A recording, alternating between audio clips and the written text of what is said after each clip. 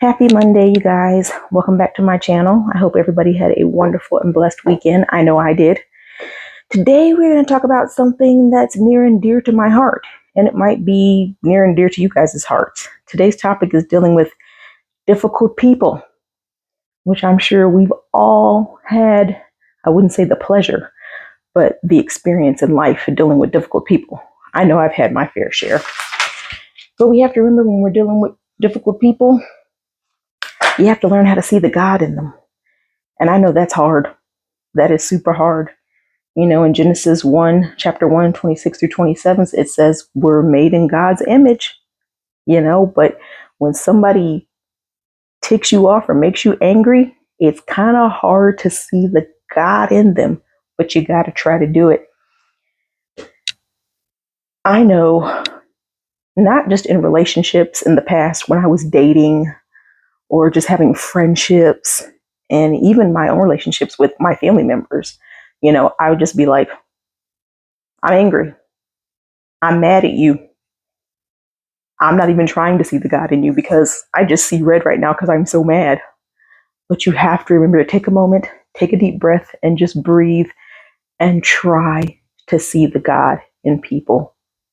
Give people some grace because God gave you grace, And it says that in Ephesians chapter 2, verses 8 and 9, it says, "For it is by grace you have been saved through faith, and this is not from yourselves, it is the gift of God, not by works, so that no one can boast."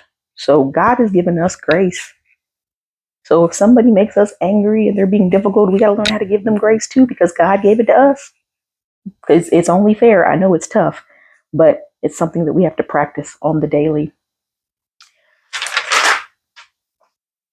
We have to give people grace again because Jesus gave us grace. And I was always told that you need to forgive people, even if they wronged you. Forgiveness is not for yourself, not for the other person. It's for yourself. And it also says in Ephesians chapter 4, verse 32, which I do believe I have highlighted here, but I can't seem to find it right now. But it does speak to that. I have to go back and go check my notes. But it speaks about forgiveness. It's not for the other person, it's for yourself. We're all God's children and He loves us, and we should be willing to grant other people that love and that grace as well, no matter how angry they make us. If you're having trouble dealing with that on a daily basis, I suggest you go to the book of Mark, chapter 11, verse 25. This might help you when you're dealing with difficult people. It says, "And when you stand praying, if you hold anything against anyone, forgive them, so that your Father in heaven may forgive you." And my mom always used to say this when me and my brother were growing up. You need to forgive each other because God forgave you. So don't forget, you have to forgive each other.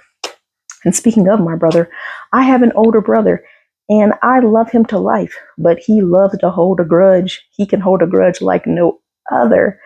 And growing up with my brother, my parents were always telling him, you need to let that go. You need to let that go. That whole grudge thing is not good. You got to let it go. And even at the age of almost 45, my brother still deals with this whole grudge holding thing, So for him, it's a heart issue.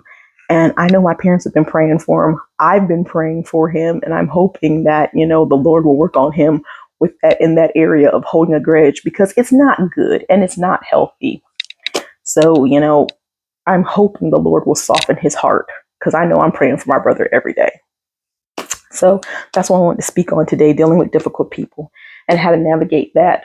So the takeaways today are, forgive each other, pray for each other, and see the God in each other. Give people grace because God gave it to you, so you should give it to others. I hope this blessed you guys. Have a great one.